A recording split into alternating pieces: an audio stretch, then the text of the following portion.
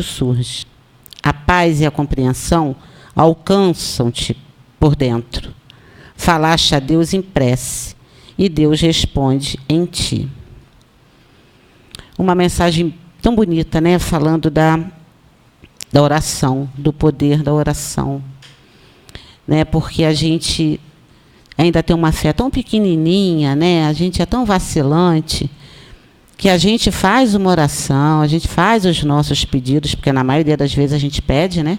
É muito difícil a gente fazer uma oração só de agradecimento, né?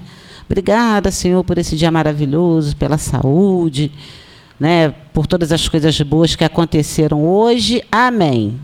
E aí vai dormir, né? Na maioria das vezes, o agradecimento é rapidinho, a lista de pedido é imensa, né? E a gente, como a gente pede muito, às vezes a gente tem a impressão de que está meio que falando sozinho, né? Ou que Deus está ocupado, né, ouvindo alguns pedidos mais sérios do que os nossos e que não está atendendo. E ainda tem aquela situação em que a gente pede um freezer e Deus manda um isopor, né? Não tem? A gente pede um apartamento de 3 quartos e recebe um kitnet. A gente fica, poxa Deus, o senhor não está entendendo a minha linguagem, né? E a gente se esquece daquela frasezinha tão significativa do Pai Nosso, né? Seja feita a sua vontade. Né? Quando a gente fala assim, a gente está falando para Deus, né? Seja feita a sua vontade e não a minha. E como Deus é misericórdia, bondade e justiça, com certeza o isopor ou o kitnet, ele tem a certeza que é o melhor para a gente. Mas a gente ainda não aprendeu a aceitar isso, né? A gente ainda não aprendeu a pedir, receber e agradecer, independente do que a gente está recebendo. Lendo essa página, eu lembrei de uma passagem, eu não vou lembrar em detalhes, mas dá para contar rapidinho para vocês. Está no livro No Roteiro de Jesus, do Gerson Monteiro. E é uma passagem muito interessante. Esse livro é dividido em 4 partes, né? Em 4 momentos de Jesus, né? Na infância, né? No momento em que ele está pregando, né? Os momentos finais da vida dele e a ação dele depois, né? De já não estar mais presente fisicamente. Então, se eu não estiver enganada, está na 4ª parte. O momento em que Pedro, na casa do caminho, faz uma prece, né? E pede a Jesus que mande trabalho para ele. Ele quer ser bom, ele quer fazer a caridade, né? Ele quer amar o próximo, ele quer se doar, então ele faz aquela prece, né? Como a gente, né? A gente pede, não, Senhor, me dá uma encarnação bem difícil, porque eu quero evoluir. Aí ele dá uma encarnação molezinha e a gente passa a vida reclamando, né? Então Pedro vai e faz esse pedido para Jesus. Que Pedro era chorão, né? Então ele estava achando assim que Jesus não estava ligando muito para ele, não mandava trabalho para ele. E aí Jesus aparece para ele e fala assim: Pedro, hoje à noite eu venho te visitar. Aí Pedro fica todo feliz. O que ele faz? O que a gente faz quando vai receber visita? Limpa a casa, né? Limpa a casa. Então, Pedro foi limpar a casa, fazer aquela faxina maravilhosa, preparar a casa para receber Jesus. Aí, nisso, gente, vou contar assim, eu não lembro dos detalhes, por favor, comprem o livro, né? É maravilhoso. E aí, batem na porta e é uma mulher, uma prostituta, chorando muito, sofrendo muito. E aí Pedro, quando olha para ela, fala assim: não vai dar para te atender agora não, que eu estou ocupado. Né? Eu te conheço, eu sei o que você faz na vida. Não, agora não dá não. E bota a mulher para correr. Volta ele para a faxina dele. Aí chega um homem muito machucado, muito ferido, o que a gente chama hoje, né, de morador de rua, numa situação muito difícil. Pedro vai atender e fala: não vou perder meu tempo com você agora não, estou muito ocupado.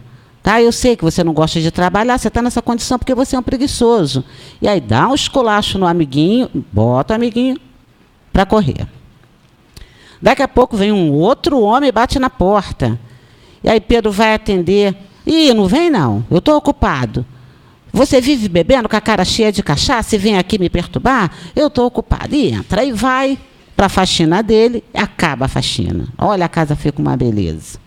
E aí ele começa a esperar Jesus. E espera, Jesus não chega, espera. E aí começa a ficar triste. E entra em oração. Poxa, Senhor, o Senhor me prometeu que vinha aqui hoje, né? E eu fiquei esperando o Senhor, né? Arrumei a casa, né? Estou com o coração aberto. Depois de muito tempo, Jesus aparece para ele com um semblante muito triste. E ele fala assim: mas, Senhor, eu pedi ao Senhor que me mandasse trabalho, pedi ao Senhor que me mandasse oportunidade. Estou aqui esperando o Senhor chegar para me dizer o que eu posso fazer para ser melhor. E aí, vocês já sabem o fim da história, né? E aí Jesus diz para ele: Pedro, eu estive aqui 3 vezes hoje. 3 vezes você me botou para correr, Pedro.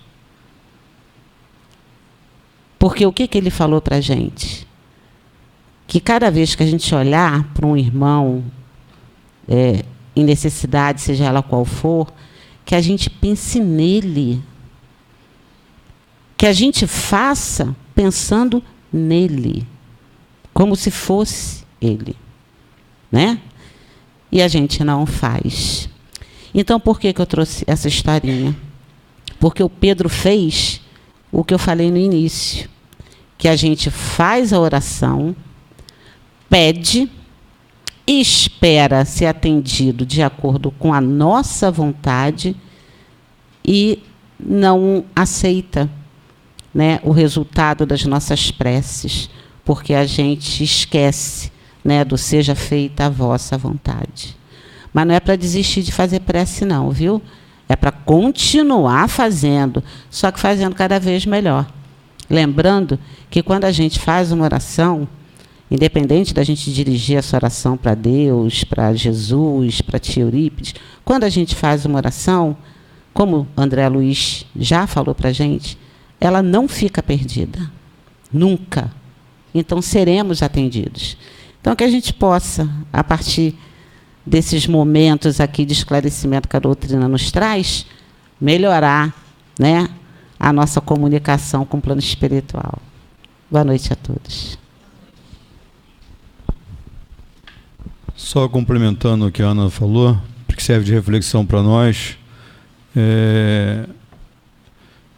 às vezes a gente não pode ir à rua dar uma quentinha, às vezes a gente não tem condições de sair de uma cama para atender uma pessoa que chora diante das nossas dificuldades, mas nós temos o recurso da prece. Quantas pessoas passam por dificuldades ou são invisíveis aos olhos de tantas pessoas que moram na nossa cidade, que não tem um pensamento, uma lembrança de alguém? Então, já que a gente sabe o poder da prece, a paz, a cura, o amparo que ela proporciona àquele que ora, e principalmente aquele a quem é direcionada a prece, que possamos usar esse recurso para fazer o bem. Porque toda prece, ela é ouvida.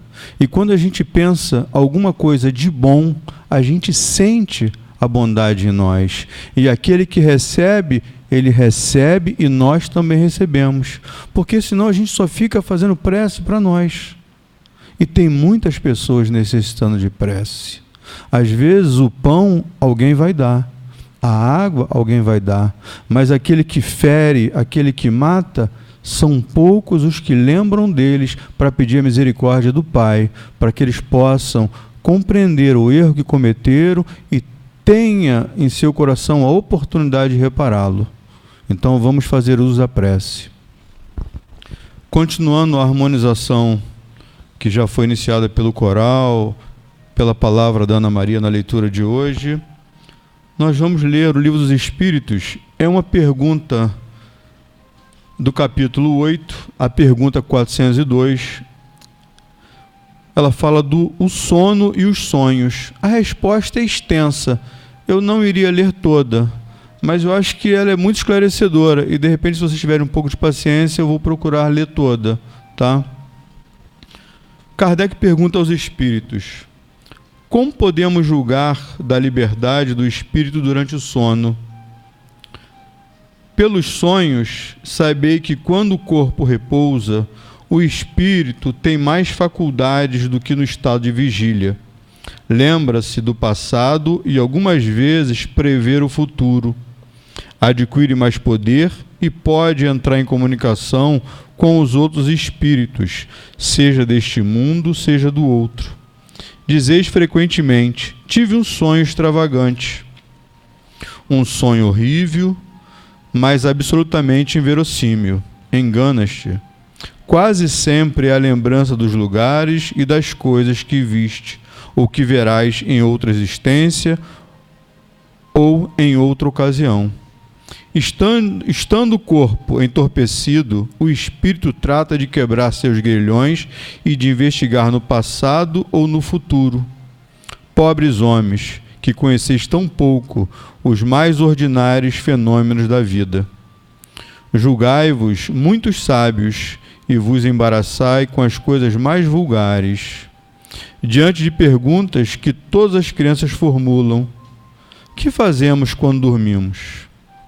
Que são os sonhos? Nada respondeis. O sono liberta parcialmente a alma do corpo.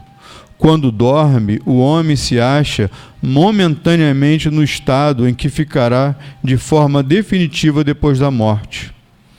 Os espíritos que, ao desencarnarem, logo se desligam da matéria, tiveram sonhos inteligentes quando dormem. Vão para junto de seres que lhes são superiores, viajam, conversam e se instruem com eles. Trabalham mesmo em obras que encontrarão prontas ao morrerem. Isto vos deve ensinar, uma vez mais, que não deveis temer a morte, já que morreis todos os dias, segundo a expressão de um santo.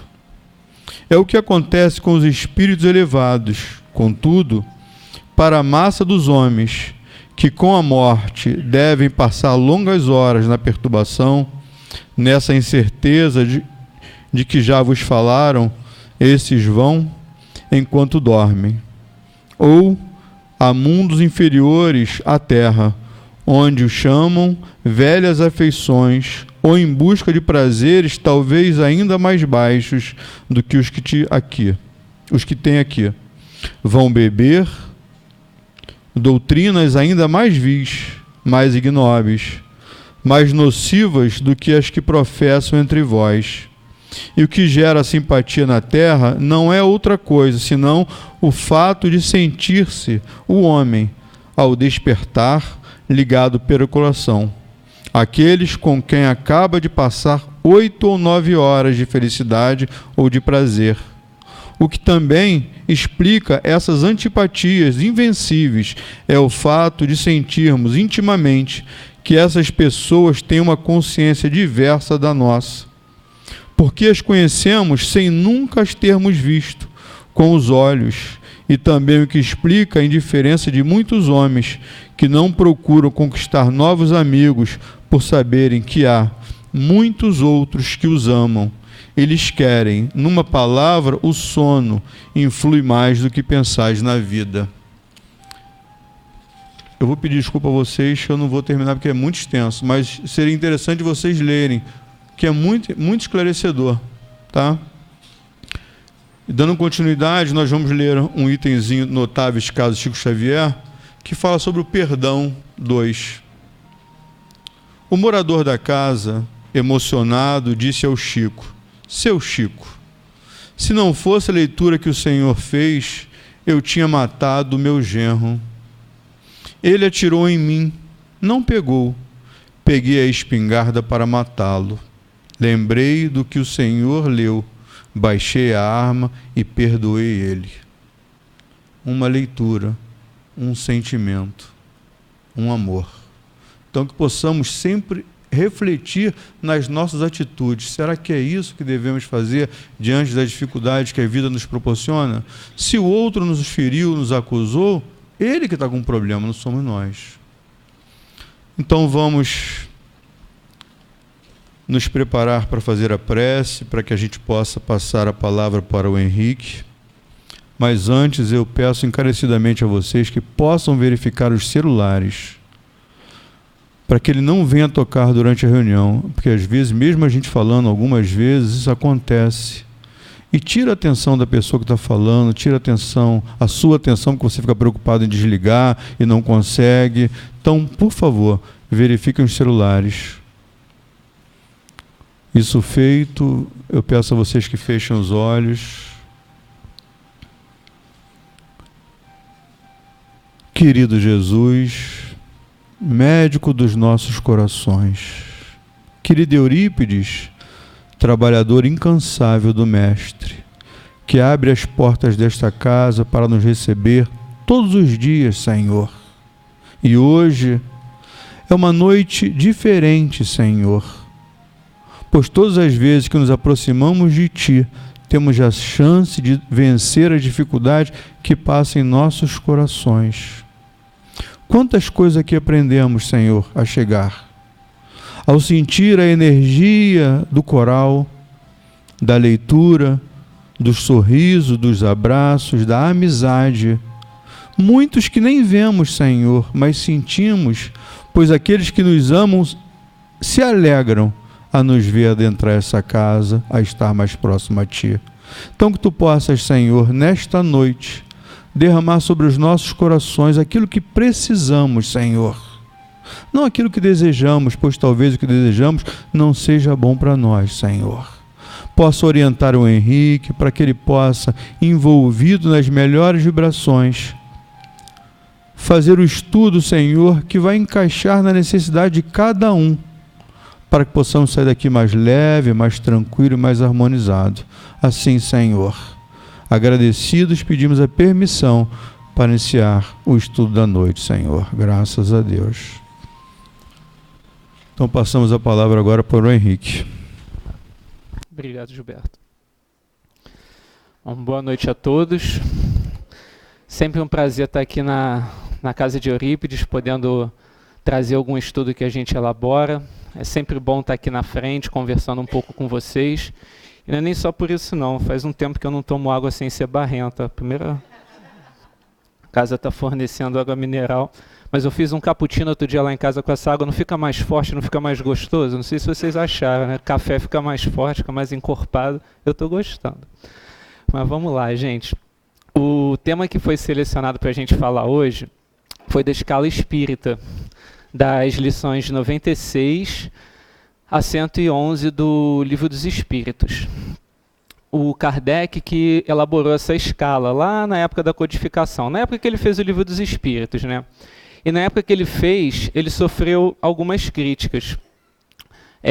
Não só dos críticos habituais, do pessoal anti-a-doutrina, dos padres católicos que tinham na época, mas também dos próprios espíritas. Por quê? Porque quando a gente lê essa escala, e eu falo até para vocês para darem uma lida não, para estudarem direitinho em casa, porque por mais que eu converse com vocês, fica uma coisa ou outra que eu não vou falar, porque a gente acaba perdendo. É interessante vocês estudarem isso em casa, para ficar mais reforçado, né, no conhecimento de vocês. E quando a gente faz essa escala, a gente vai notando assim, eu me identifico com um pedaço aqui, mas eu não me identifico com um pedaço aqui, porque ele enumera, ele faz 10 classes, né, e 3 ordens. São 3 ordens de espíritos e 10 subclasses, né? E quando a gente lê, às vezes a gente vê, eu tenho características de uma classe ou de uma outra, ou daqui ou dali. Então o pessoal criticava ele, reclamava dele, mas não é fácil a gente fazer uma escala para qualquer coisa que seja. Qualquer um de nós aqui, se a gente for separar em grupos, por mais que a gente tenha afinidade com um ou com o outro, até por time de futebol que seja, não sei, a idade, vai ter diferença. A gente é diferente um do outro, as nossas experiências, cada um tem as suas experiências individuais, cada um é fruto das suas próprias escolhas, e isso faz com que a gente seja diferente, né? O próprio autismo, que é algo que eu gosto de estudar, por mais que a gente consiga classificar entre leve, severo e moderado, não tem nenhum autismo igual ao outro. São infinitos os graus, como também são infinitos os graus de evolução. Então, por mais que tenha essa tabela aqui para a gente poder se basear, pode ser que às vezes a gente enfrente um pouco de dificuldade de se colocar nela. Mas por que Kardec fez essa tabela, né? Primeiro, para a gente poder conhecer o mundo espiritual, quem é que está vindo conversar com a gente, quem é que está falando com a gente, e também para a gente se olhar ali dentro e ver para onde a gente está, onde a gente quer ir, para onde a gente pode ir, o que a gente tem que combater, o que a gente tem que melhorar. É interessante a gente se encaixar dentro dessa tabela. Claro que às vezes isso precisa de um olhar sincero, vai precisar às vezes dar a cara a tapa ali quando a gente lê, mas é importante a gente fazer isso. E como é que ele fez isso, né, o Kardec? Lá na década de 50, final da década de 40, lá na França, na Europa, América do Sul, América do Norte, África, um monte de lugares no mundo, as mesas começaram a pular. Vocês sabem dessa história, né? As mesas começaram a pular, a bater, e todo mundo achava aquilo mó barato. O pessoal sentava para se divertir, ficava com a mão em cima da mesa, a mesa pulando, o pessoal ria, achava aquilo super divertido. Outras pessoas não, outras pessoas achavam que aquilo era coisa do mal e preferiam se afastar. Mas algumas pessoas se prontificaram a investigar aquilo. Falou, pô, aí tem alguma coisa, não é normal uma mesa pular, né? Não é normal um móvel ficar levitando e ficar rodando pela casa. E Kardec foi uma dessas pessoas. Ele era ateu na época, né? E isso até ajudou porque ele chegou sem preconceito para olhar aquilo. Ele falou, não, eu vou observar, eu vou olhar, vou ver o que é isso aí que está pulando aí, que está falando alguma coisa, porque a mesa não pula. E aí tinha um esquema que o pessoal desenvolveu, que a mesa batia uma vez para sim e 2 vezes para não. Aí o pessoal começava a fazer pergunta para as mesas e as mesas respondiam. Aí falou, pô, tem alguma coisa inteligente aí, mas a mesa não pensa. Aí sofisticaram um pouco mais o alfabeto, então era uma pancada para A, 2 pancadas para B, 3 pancadas para C, e assim começou-se a criarem frases inteligentes. Aí falou, pô, realmente tem uma inteligência aí, é alguma coisa que está se manifestando aí. Por mais que existisse embuste, o pessoal tinha um imãzinho que ficava fazendo com que a mesa funcionasse, na maioria das vezes não era assim, na maioria das vezes tinha uma coisa realmente real ali acontecendo, que não era uma mistificação, uma brincadeira, né? E depois o método ficou mais sofisticado ainda, o pessoal botou uma cestazinha de vime com o lápis pendurado, aí ficava todo mundo com a mão assim, o lápis ficava escrevendo, e depois percebeu-se que não tinha necessidade da cesta, que simplesmente a mão do médium, e aí a gente tem a psicografia como temos hoje, né? O médium escrevia as mensagens. Muito mais fácil do que ficar batendo lá no chão da nossa casa, um mesão, às vezes um mesão, que até quebrava em algumas situações. E aí o Kardec começou a ver que, conversando com aquela inteligência, que aquelas criaturas que estavam se identificando ali eram espíritos, pessoas que já haviam morrido, pessoas que desencarnaram, que animavam corpos de homens e mulheres que morreram e estavam ali falando. E ele começou a conversar com essas pessoas. E ele começou a ver que tinham mensagens íntimas. Por exemplo, vinha um parente meu, que só eu saberia identificar ali, com informações muito íntimas, muito privadas. Por exemplo, me chamava de um apelido que eu ouvia só quando eu tinha 6, 7 anos de idade. O médium não tinha como saber, né? Aí ele começou a averiguar que aquilo realmente era real, aquilo batia com a verdade, com aquilo que estava sendo dito. Ele começou a juntar respostas que eram tidas para as mesmas perguntas em lugares diferentes no mundo. Hoje tem o WhatsApp, eu posso combinar aqui com alguém, mandar um WhatsApp rapidinho para alinhar a resposta. Mas naquela época não tinha. Então, uma mensagem era por carta, telégrafo, então as coisas levavam muito tempo para chegarem.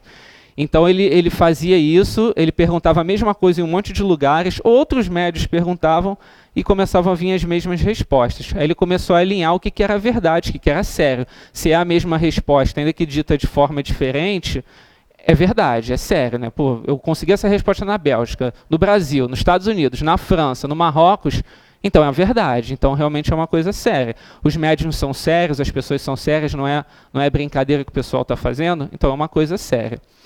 Só que ele começou a ver que também tinham respostas que não eram tão sérias assim.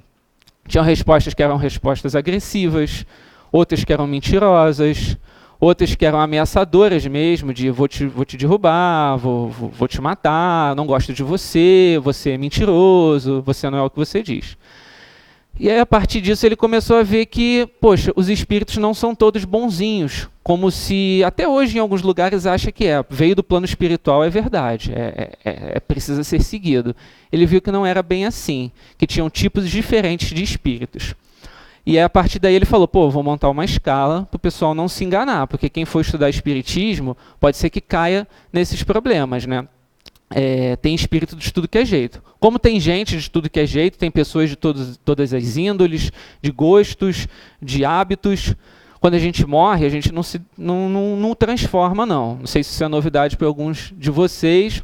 Às vezes a gente tem aquela fantasia, né, tipo, quando eu morrer, eu vou estar mais calmo, mais suave, vou poder fazer mais o bem, vou ser mais angelical. Não, tu vai ser exatamente o que você é. Então, se você quer chegar lá do outro lado bem, o negócio é a gente começar a se melhorar agora. Que a gente chega lá do outro lado com essa cara. Só que o problema é que a gente não consegue se esconder, igual a gente faz aqui, deixa a coisa debaixo do nosso pensamento velado. Lá você está nu para todo mundo. Você é quem você é e todo mundo vai ver como você é. Isso não é para assustar, não. Isso é para a gente se melhorar, né? E aí ele monta a escalinha lá que a gente tem aqui, a escala dos espíritos. Como eu falei, são 10 subclasses, né, divididas em 3 ordens. Só na primeira ordem, que são dos espíritos imperfeitos, tem 5 classes.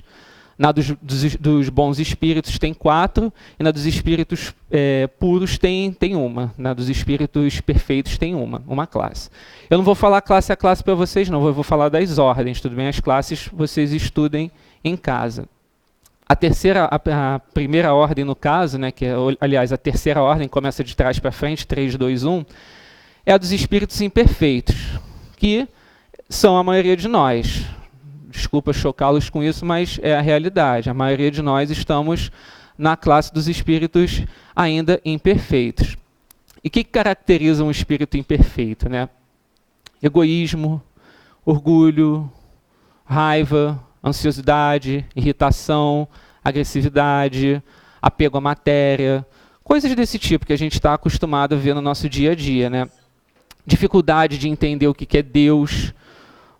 Às vezes a gente tem aquela noção de que é Deus, a gente fica procurando Deus como uma criatura em algum canto do universo, como uma estrela, ou então um homem barbudo sentado num trono. A gente tende a materializar um pouco Deus, a humanizar Deus. Faz parte ainda da nossa natureza. A gente está desconstruindo um pouco isso, a gente está começando a entender Deus de outra forma, mas isso é aos poucos. Mas não se surpreenda, isso é natural da gente. Nós somos ainda espíritos imperfeitos. O apego à matéria. O apego à matéria é até uma coisa séria para um espírito. Por quê? O que é o apego à matéria, né? Quando a gente fala disso, às vezes a gente pensa muito em eu gosto de ter posse, eu gosto de ter dinheiro, eu gosto de comer, eu tenho uma vida muito sexualizada. Isso tudo está correto, isso tudo faz parte do apego à matéria. Mas vai mais do que isso. Às vezes, a forma como a gente se relaciona, inclusive com a nossa família, ou com o nosso emprego. Família e emprego são conceitos abstratos, né? Não é uma coisa palpável, como a gente às vezes pensa em matéria. Mas tudo que faz parte desse mundo aqui, quando eu me relaciono com esse mundo de uma forma assim, apegada, apaixonada, presa, eu estou me relacionando de forma apegada à matéria. E aí o que acontece? Vocês já viram a moeba? Sabe o que é a moeba? É uma geleca que criança brinca, beça. É bom, eu acho gostoso aquilo. Qualquer dia disso vou aparecer com uma aqui apertando. Aquilo, para a parte sensorial, eu acho divertido. Tem gente que acha nojento. A moeba, depois de um tempo, ela fica grudenta, né? E para você tirar, ela começa a ficar mais difícil. Você tem que ficar raspando, aquilo leva um tempo. Quanto mais a gente fica se relacionando com esse mundo aqui de forma apegada, de forma apaixonada, mais a moeba a gente cria em volta da gente e a gente fica grudado. Aí a gente vai, vamos lá, eu estou comendo a beça, eu tô vivendo só para comprar, eu estou extremamente apegado a uma posição, eu amo aquele emprego, aquele cargo, nossa, aquele cargo é tudo para mim, eu lutei tanto por ele, é aquilo que eu quero, eu sou aquilo, eu sou o chefe dos médicos lá do hospital, eu sou juiz, eu consigo... Não estou falando que essas profissões são ruins, não. Só estou falando que às vezes a gente se deixa levar por ela e transforma o cargo no eu, né? O que não é bem assim, não deveria ser bem assim. Então, eu vou me apegando, eu vou grudando naquilo. E na hora que eu morro, na hora que eu desencarno, eu estou preso. Então, para me desprender daquilo vai ser um pouco mais difícil, porque a minha relação com esse mundo aqui foi muito intensa. Eu me apeguei, me enchi de amoeba e abracei aquilo. Então, na hora de tirar, vai dar mais trabalho. Eu vou ter um pouco mais de trabalho. Então, o espírito imperfeito, ele sofre muito nessa hora do desencarne. Por quê? Por causa desse apego. Nas mesas mediúnicas, na literatura espírita, a gente ouve muito falar da dificuldade que alguns têm ao morrer e carregar até mesmo no perispírito as marcas do que causou a morte ou dos males que ele fez a outros. O Divaldo, ele falou uma vez que, isso eu ouvi ele falando em palestra, que ele leu no jornal de um homem que se jogou em frente ao trem, que se suicidou. E ele leu aquilo no jornal e ficou fazendo prece por aquele homem. E lá pelas tantas ele esqueceu, passou um tempo ele esqueceu, ele não fez mais. Aí esse espírito apareceu um dia lá para cobrar isso para ele, porque falou que ele era a única pessoa que se lembrava dele, de fazer prece para ele.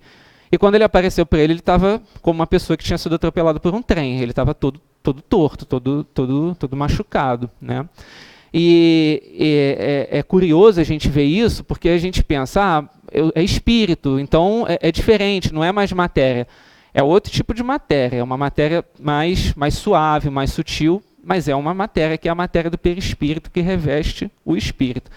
E como a gente falou, como a minha impressão, os meus pensamentos estão muito vinculados a esse mundo material, eu vou carregar esse pensamento e eu vou marcar o meu perispírito. Então eu vou ficar com aquelas marcas lá. O suicida, inclusive, já que a gente falou disso, ele tem todos nós temos uma quantidade de fluido que nos é dada quando a gente reencarna. Vamos supor que eu vou viver até os 70 anos. Então eu tenho fluido para os 70 anos. Eu tenho que me alimentar, eu tenho que ter a minha relação com o mundo para me abastecer também, mas eu tenho esse fluido. Se eu interrompo aquilo com 50 anos, vamos supor que eu me suicide. Então eu tenho 20 anos de fluido ainda aqui no meu corpo. Então eu tenho 20 anos ainda para aquilo, vamos dizer assim, aquilo secar, aquilo escoar. Então são 20 anos ainda agarrado naquele corpo material, naquele corpo que eu interrompi bruscamente. Eu meio que dei um arrancão, né? Só que eu não consigo arrancar todos os laços de uma vez. A gente não falou que o desprendimento às vezes é difícil? Então se eu dou um arrancão, eu não arranco tudo, eu fico parte ali preso no corpo. Então por isso que às vezes a gente, lendo lá no Céu e Inferno, alguns depoimentos de espíritos suicidas, a gente vê que eles sentem as dores do corpo lá, dos vermezinhos comendo, às vezes se matou se sentindo afogado, enfim, uma série de situações. Mais uma vez, é uma questão para a gente não se assustar, mas para a gente poder levar em conta de que isso é possível de se mudar quando a gente muda a nossa relação com a matéria, né? É claro que isso não é simples, isso não é fácil, mas é possível, a gente vai fazendo isso com o tempo.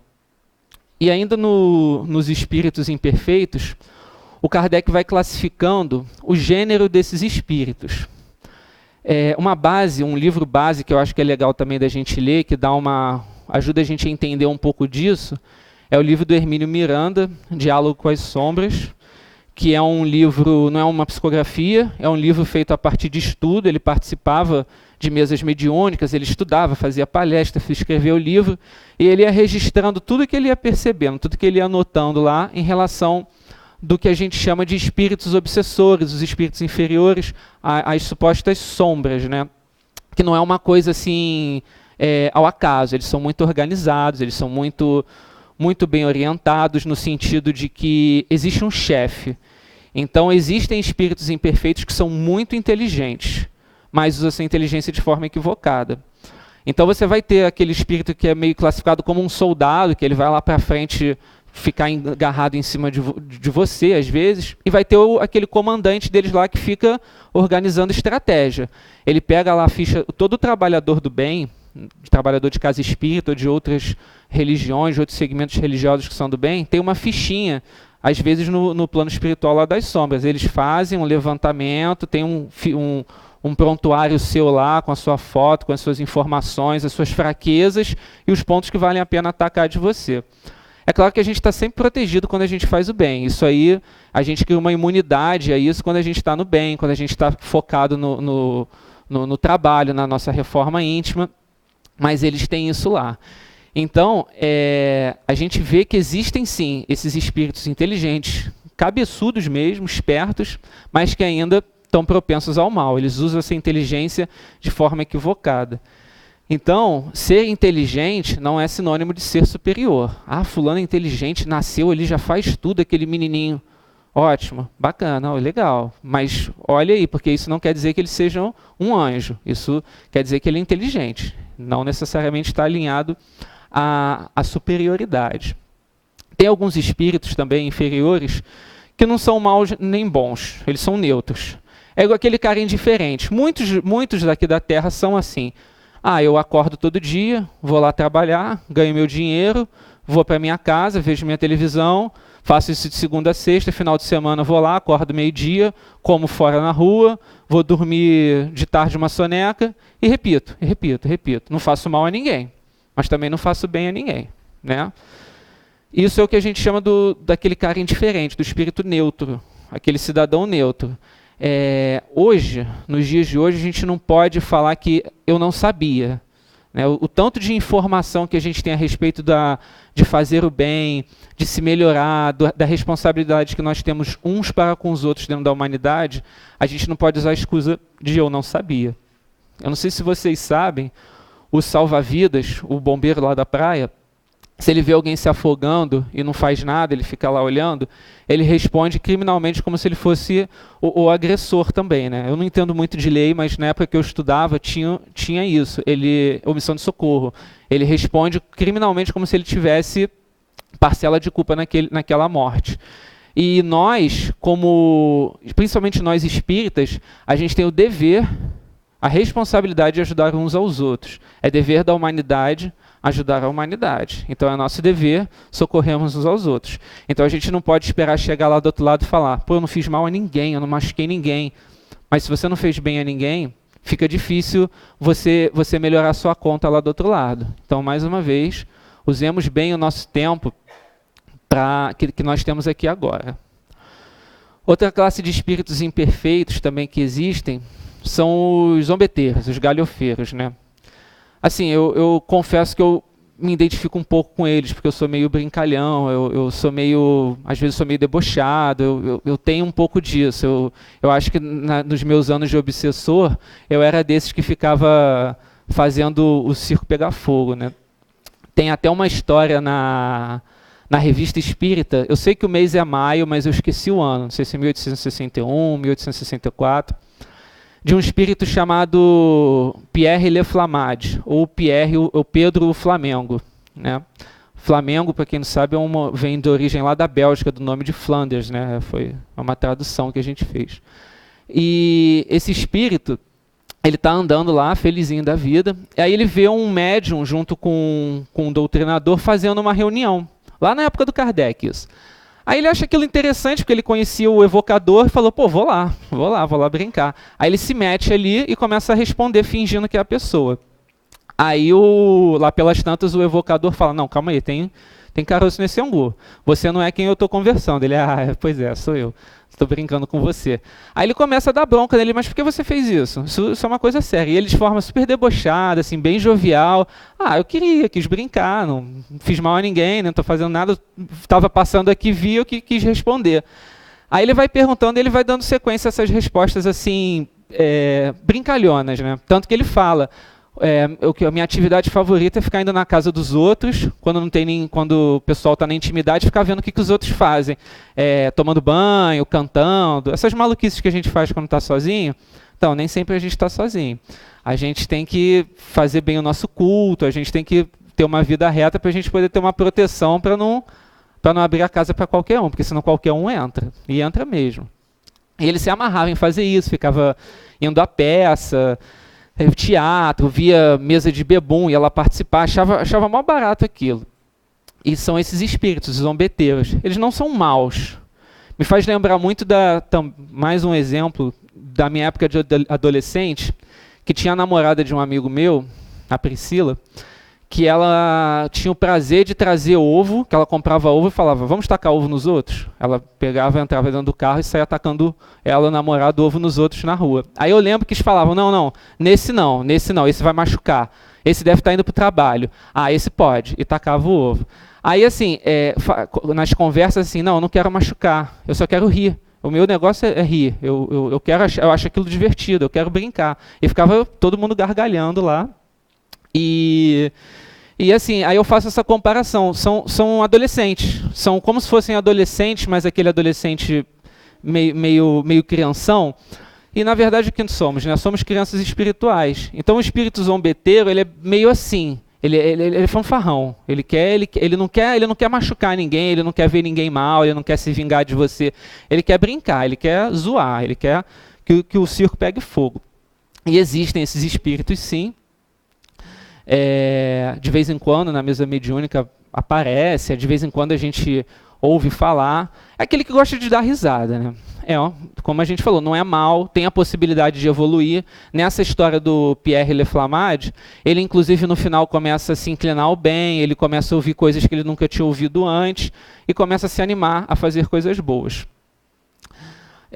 Tem sim aqueles, né, os espíritos, os maus, aqueles que querem ver você cair, querem que você sofra, às vezes por uma inimizade pessoal, às vezes tem aquele que vai te obsediar por ele compartilha dos hábitos que você tem. Às vezes ele não tem nada contra você, mas se você gosta, vamos supor, de bebe além da conta, ele não consegue, foi aquilo que a gente falou, ele está apegado à matéria, mas ele não é mais matéria. O que ele vai fazer? Pô, quem é que bebe? Você.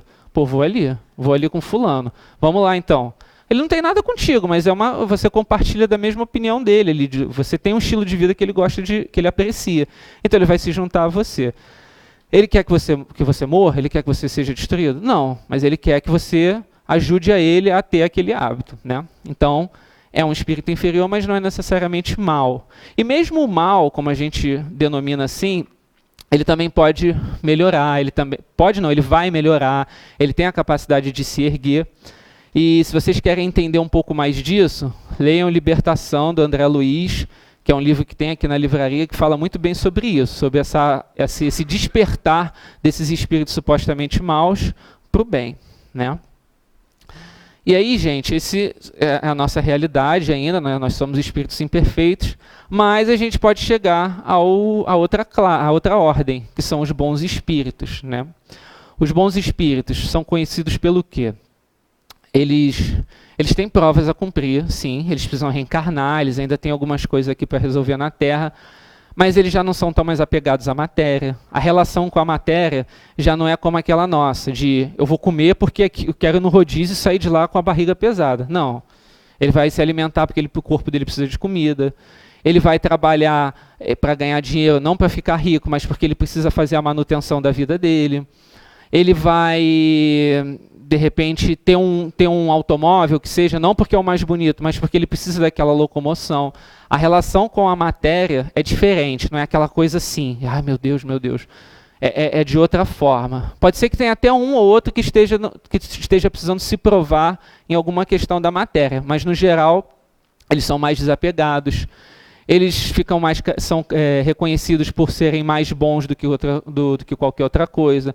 Quando encarnados, são propensos ao bem, já buscam uma felicidade em fazer o bem, já entendem melhor a Deus. Às vezes são muito simples no sentido de inteligência. Você vai, às vezes, encontrar um que não sabe nem ler, não sabe nem escrever, mas que é muito bom, né? A gente sabe que a gente tem que levantar as duas asas, do conhecimento e da bondade, mas se você puder levantar uma primeira, que seja da bondade, porque te ajuda mais, te ajuda até a trazer o outro junto também. Tem uns que são inteligentes e bons também, que isso às vezes fica claro na forma como eles lidam com as pessoas. E assim, a gente tem alguns exemplos na nossa realidade. Alguém pode falar de algum aí, só para a gente ilustrar? Ninguém sabe um bom espírito? Não? Não? Chico Xavier. Eurípides. Tem Bezerra de Menezes. São bons espíritos, não são espíritos perfeitos. Sim, mas já são espíritos que já nos dão um direcionamento para a gente saber o que a gente tem que fazer. Aí eu estava até falando com a Ana Maria, cadê a Ana Maria? A Ana Maria foi embora, do exemplo dela. Uma vez a Ana Maria estava me contando, aqui leu a página aqui para vocês, de um encontro que a filha dela teve com o Divaldo Franco, lá nos Estados Unidos. Depois de uma palestra que ele deu, ela pediu para tirar uma foto com ele. E ele falou, eu não quero tirar foto não, eu estou cansado, não estou bem arrumado, não estou afim de tirar foto não. Eu não sei a impressão que a filha dela teve do Divaldo quando falou isso, mas eu particularmente fiquei assim, pô, que antipatia, podia ter tirado uma foto, fiquei com aquela impressão ruim, característico de espírito inferior, mas ainda assim, vamos supor que ele tenha sido grosseiro, que ele tenha sido impaciente, isso anula o fato de Divaldo ser quem ele é, das coisas boas que ele fez? Não, né? Não anula. Ele psicografou uma penca de livros aí, ele tem um projeto social lindíssimo lá na Bahia, ele é conhecido por fazer uma vida toda dedicada ao próximo, ao amor, e uma situação dessa vai transformar ele num espírito ruim, num espírito inferior? Não. Mas é um espírito que tem provas a cumprir também, está encarnado aqui como a gente. O próprio Chico, como o Gilberto nomeou, teve um episódio que ele ficou meio estressado com o sobrinho dele quando ele descobriu que estava cobrando lá das pessoas na fila. Ele ficou meio irritado, não gostou. Assim, às vezes a gente tende a santificar as pessoas, mas eles também estão na luta deles. Os apóstolos, quem pega aqui a Boa Nova, outros livros que falam dos apóstolos, veem que eles tinham uma penca de defeitos. A Ana estava falando aqui do Pedro, que bateu a porta nas 3 pessoas que pediram ajuda até ele, né? Então, eles têm falhas, mas eles são bons. Isso é até uma coisa que a gente tem que tomar cuidado, porque às vezes a gente cria uma expectativa tão grande naquela criatura, a gente endeusa aquela criatura, e aquela criatura também é falha, não é perfeita. E aí ela sai um pouquinho do caminho, assim, num dia que não esteja bom, a gente, fulano está obsediado, fulano já era, fulano caiu, perdeu, saiu da missão. É verdade que ele deu tapa na mão da mulher, né? Eu fiquei me colocando no lugar dele quando eu vi aquilo, e assim, tem dias que a gente não, que é aquela tempestade perfeita, que sai tudo de errado para a gente perder um pouco a paciência. E aí por isso a gente é um monstro, a gente é um espírito mau, é uma criatura além da criação? Não. Faz parte. Para eles também estão aqui em provas, eles também estão aqui... Oi? Às vezes é uma prova, a fama, a beleza, a riqueza, isso também são provas. E a gente não está aqui para ficar julgando ninguém, de falar que fulano é bom ou ruim, cada um sabe do seu, e eles estão lá também na caminhada deles. A gente tem que apoiar, a gente tem que ajudar. A gente precisa ter compreensão também, porque, como a gente falou, os bons espíritos são conhecidos pelo perfume que eles deixam, mas eles também têm provas a cumprir. Né? O próprio André Luiz está para reencarnar, segundo a gente escuta, o Emmanuel está reencarnado, é um espírito, poxa, a gente lê os livros de Emmanuel, a gente fica encantado, é um doce para o coração, mas ele mesmo falou, eu ainda tenho situações a cumprir aqui. Então, faz parte isso esse processo deles também. E assim, a gente fala muito de evoluir, de evolução, de que eu preciso cumprir aquilo e mais aquilo, e quando eu der conta daquilo, acabou, eu já sou um espírito perfeito. Isso leva tempo, a angelitude leva tempo. A gente está mais perto do início do que da meta, tá? A gente não tem muito tempo que a gente estava aí dando paulada um na cabeça do outro, saqueando uma cidade, tacando fogo nas vilas. Então, mais uma vez, não é para a gente se acomodar, mas é para a gente ter paciência, que essas coisas levam tempo. A gente tem que fazer o nosso processo de burilamento, a gente tem que fazer o bem, a gente tem que se melhorar, combater as nossas inferioridades. Mas se no primeiro sinal de dificuldade a gente desiste, não dá não, é muito difícil, aí realmente a gente fica parado. É complicado, é difícil, mas é possível e vale a pena. Mas Paciência. Estou falando para vocês, mas falo para mim também, porque eu sou ansioso à beça. Eu já fico lá, tipo, passa um mês, a situação não mudou, eu fico, não vale a pena. Aí eu tenho que me reinventar ali. Mas isso acontece, né? E na última ordem, a gente tem os espíritos puros. Alguém conhece algum espírito puro? Essa foi fácil, né? Até onde eu particularmente, eu só, assim, com certeza, eu só tenho de Jesus como espírito puro. O que é um espírito puro, segundo a definição de Kardec aqui? É um espírito que não precisa mais passar por provas. Todas as reencarnações que ele teve, ele já cumpriu.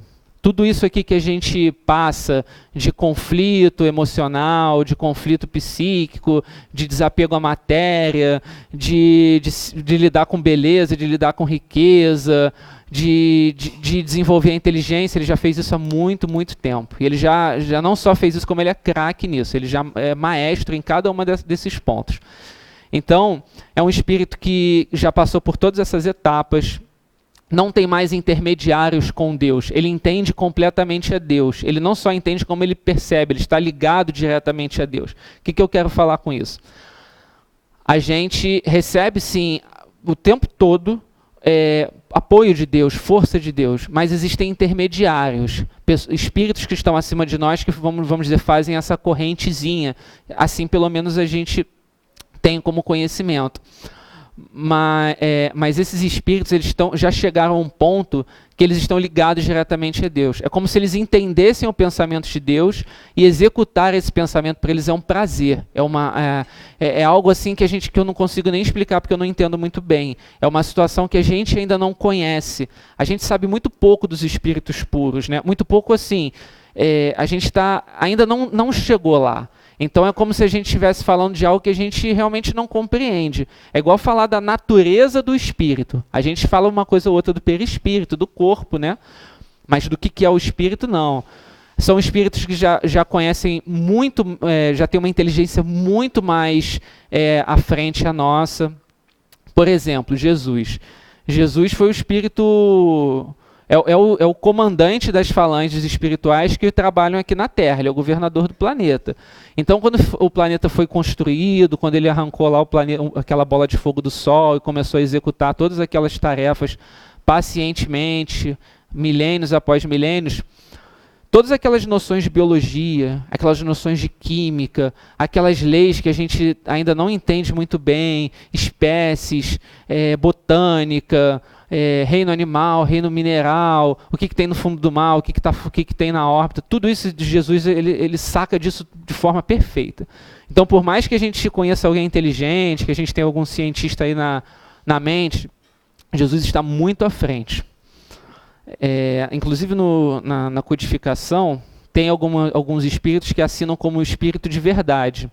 A gente, nos nossos estudos, a gente entende que esse espírito de verdade ou é o próprio Jesus, ou é um espírito que está na mesma hierarquia, né? Que na mesma faixa, no mesmo grupo de espíritos. E, como a gente falou, são espíritos que normalmente, quando se fazem aparecer, se fazem sentir, até para eles poderem ser entendidos por nós, aqui que ainda somos crianças espirituais, às vezes eles apareciam como formas angelicais, com asas. Por quê? Por que o espírito aparece com asa? Para ele passar uma mensagem para a gente de que é algo sublime. Então ele ia lá, aparecia com asa, ganhava o apelido de anjo, de serafim, de arcanjo, como a gente tem na nossa história, né, na nossa cultura religiosa, nas outras religiões, inclusive também na própria doutrina espírita. São espíritos que podem se comunicar com os homens, mas a gente não pode ter a pretensão de ter eles à disposição da gente, né? Nenhum espírito é nosso mordomo. O espírito está ali às vezes para ajudar, o nosso mentor também, mas ele não está ali para ficar limpando a nossa sujeira. Ele está ali para nos auxiliar, para nos ajudar, para nos puxar da lama, mas não é como eu falei, um mordomo. E aí, gente, pensando nisso, a gente pode refletir assim, poxa, e depois de Jesus, o que tem? Eu não sei. Eu sei que, mais uma vez, eu sempre falo isso em palestra, no livro Obreiros da Vida Eterna, tem uma hora que André Luiz está tendo umas considerações, umas conversas, onde eles falam de Jesus, que é o governador do planeta, como a gente falou. E aí acima de Jesus, do planeta Terra tem o quê em escala? Tem o sistema solar. E tem um espírito que é responsável pelo sistema solar.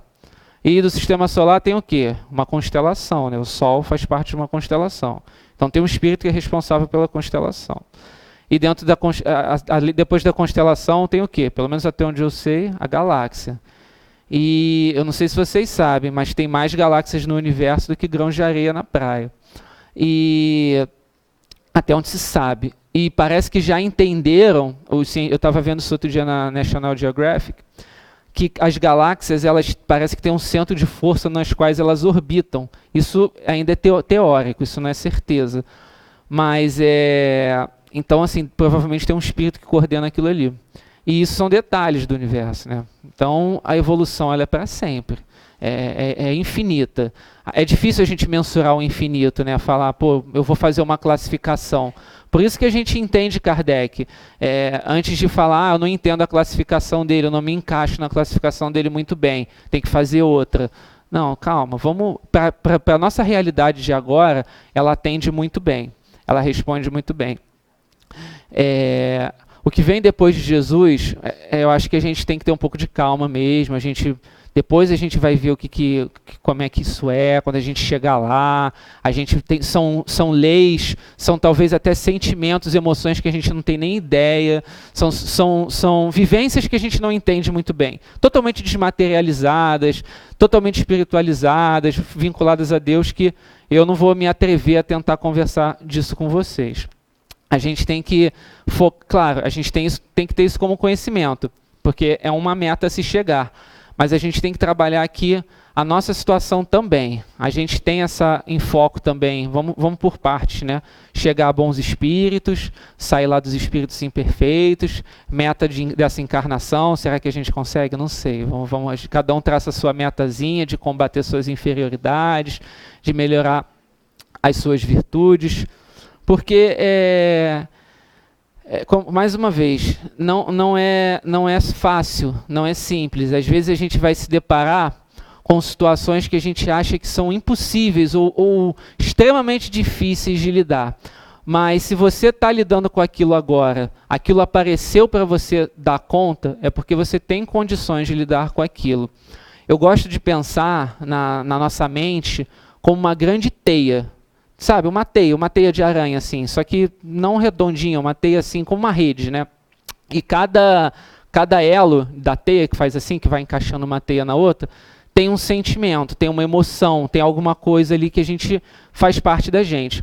E aquilo que é insuportável para a gente reprime lá atrás, né? Imagina que tem uma teia, é porque não tenho a caneta aqui, deixa eu ver se eu acho uma. Deixa eu ver. Aqui... Né? Aqui estão os meus olhos. Bom, imagine que vocês estão vendo ele assim, aqui é o nariz dele aqui, tá? Isso. Aí aqui tem cada sentimento, cada emoção. Aí aqui é meu consciente, né? Porque o que eu estou vendo que está presente é o meu consciente. O que está lá atrás é o meu inconsciente, né? Aí esse lá atrás tem situações dessa vida, como tem situações de outras vidas. O que é de outra vida eu não vou lembrar muito bem. Eu vou sentir, eu vou entender, mas eu não vou lembrar muito bem. Mas o que acontece? Certas situações que acontecem na minha vida, que eu presencio, que eu vivencio, fazem com que isso aqui tudo trema. E às vezes coisas que foram insuportáveis para mim, que eu não tinha condição de lidar no aqui e agora, eu boto lá no fundo. Só que cada vez que isso treme, isso vai aumentando.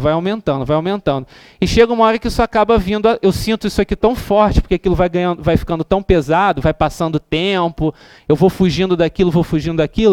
Chega uma hora que isso fica grande, que as situações que acontecem na vida, que a gente fala que fazem relembrar os nossos traumas, ou que deixa a gente mal, a gente não sabe explicar muito bem porquê. Por exemplo, eu morri afogado numa outra vida, eu me suicidei afogado. Aí eu tomo um caixote no mar, eu fico extremamente assustado. Está sacudindo isso aqui. Ou então, meu pai me bateu quando eu era pequeno e aquilo foi extremamente traumático para mim, eu escondi lá atrás. Aí eu deixo aquilo passar, eu nunca falo daquilo, deixo aquilo tapado. A gente chama isso de recalque, né, na psicologia. Aquilo vai ganhando força, fica grandão.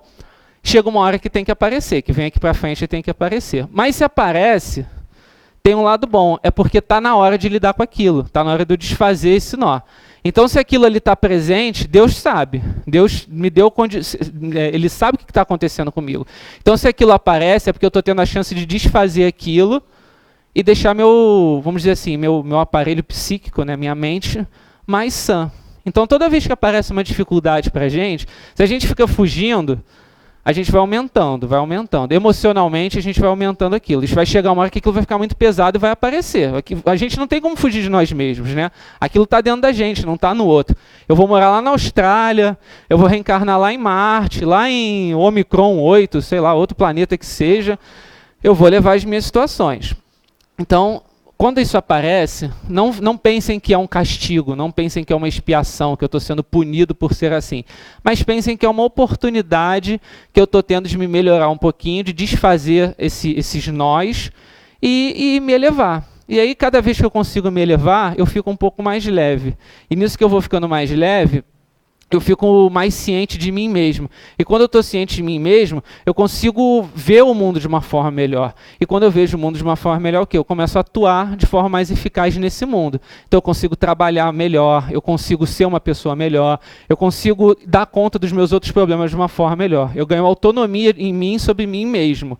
Então, a gente tem autonomia sobre nós, a gente vai onde a gente quiser. Inclusive os espíritos superiores, os espíritos perfeitos. Então, gente, vamos pensar nessa escala, mais uma vez, para a gente se encaixar, para a gente se perceber o que tem, onde a gente está, o que a gente precisa melhorar, fazer uma autoanálise, ser sincero com a gente mesmo. Uma vez eu estava num grupo de estudo aqui da casa, do Céu e Inferno, e cada um tinha que ir no quadro e botar um defeito, né? Aí eu lembro que eu botei o meu até intolerância, porque na época eu estava muito radical com o pessoal de outras religiões, eu estava me incomodando. Aí chegou a vez de uma moça lá, ela olhou assim, falou, não tem nada disso não tem nenhum não. Aí o centro olhou assim, achou, falou, pô, brincadeira, né, da fulana. Aí ela levou, não, sério, eu não tenho nada aqui não. Aí a gente, tudo bem, todo mundo deu um passo para trás e falou, isso é uma questão sua. Mas assim, nós temos coisas assim, se a gente está aqui, se vocês estão me ouvindo, é porque vocês têm coisas a trabalhar, senão vocês de repente estariam me ouvindo do plano espiritual, me assessorando. Se vocês estão aqui comigo, é porque a gente tem coisas a melhorar. Então não vamos ter medo disso, vamos encarar isso, e todo mundo vai chegar a bons espíritos, se é que a gente já não está chegando, a gente acredita que a maioria de nós aqui, se não todos, já estejamos inclinados ao bem, e aí um dia a gente vai se encontrar, cada um governando o seu planeta, como espíritos perfeitos. Mas até lá falta tempo. Tá bom? Bom, gente, obrigado, boa noite.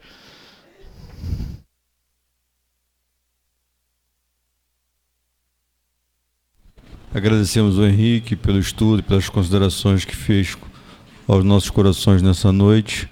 Eu vou diminuir a luz. Vou convidar os trabalhadores do passe para que possam se posicionar.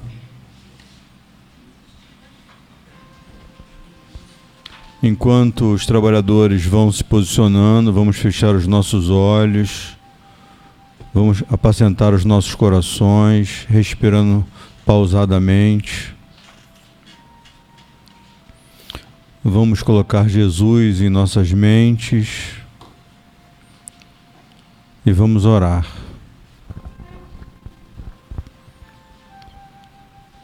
Querido Jesus, Mestre dos nossos corações, obrigado, Senhor, pela oportunidade da vida e nesta noite, Senhor, adentrar esta casa querida.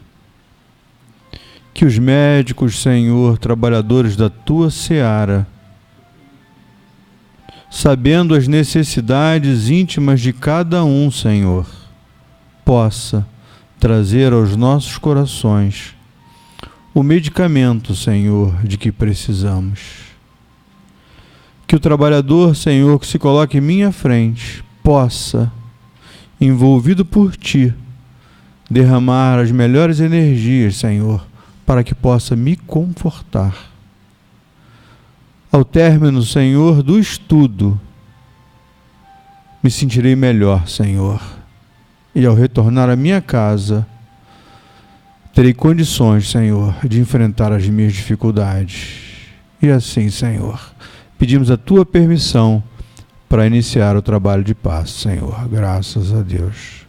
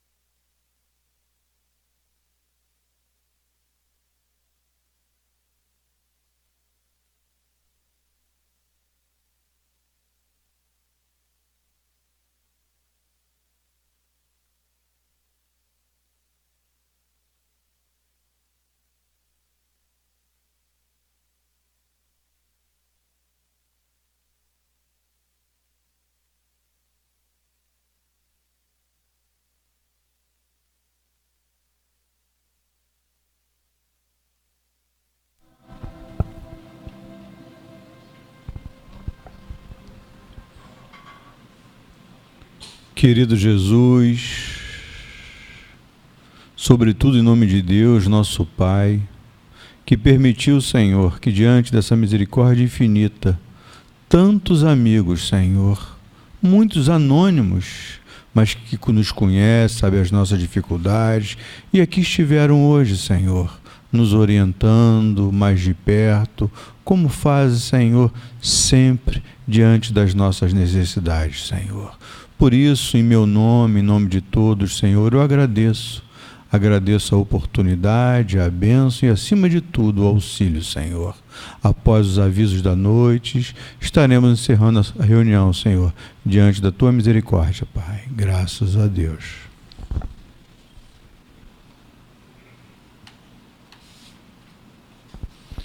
Então, sempre como fazemos, antes de terminar a nossa reunião, vamos dar alguns avisos. Primeiro vamos passar para o Gilberto, para que ele possa falar pelos livros, os livros que estão em promoção. Tá, então antes de passar, vou falar um aviso aqui que eu acho que é importante. Logo quando nós começamos a falar sobre a leitura, e principalmente o Henrique, a gente levanta sobre vários temas que muitas vezes, ao ouvir, a gente não consegue compreender na plenitude. E quando a gente vem na casa espírita, a gente escuta falar sobre muitas coisas e às vezes a gente compreende, às vezes de maneira pequena. E o espiritismo, a gente precisa entender. Então a nossa casa, agora no início do ano, ela oferece inúmeros cursos que têm a duração de 1 ano. Livros espíritos, introdução à doutrina espírita, que é Espiritismo, Livro dos Médios, entre tantos outros. E os cursos estão abertos. As inscrições terminam amanhã, dia 24 de janeiro, para o início das aulas, 3 de fevereiro.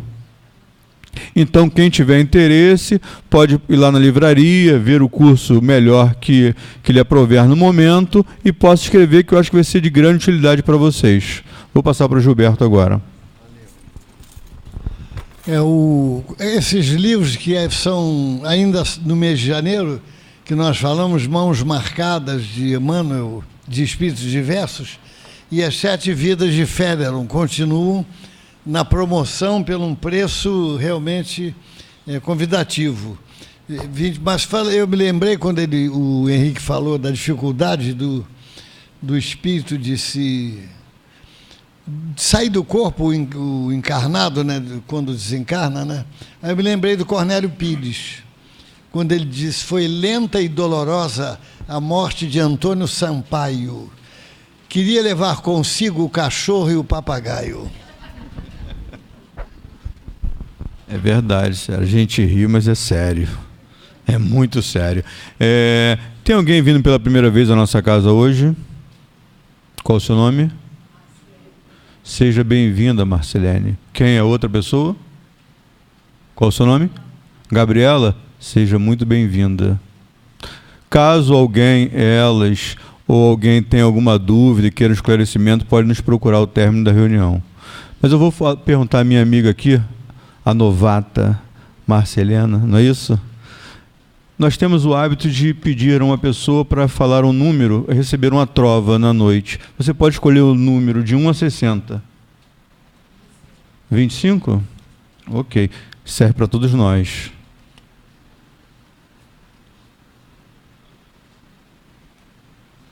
É de Alta de Souza. Ofensa, pedrada, espinho. Injúria, maldade ou lama, tudo vence no caminho o coração de quem ama. Vou repetir. Ofensa, pedrada, espinho. Injúria, maldade ou lama, tudo vence no caminho o coração de quem ama. Boa noite a todos. Vai com Deus.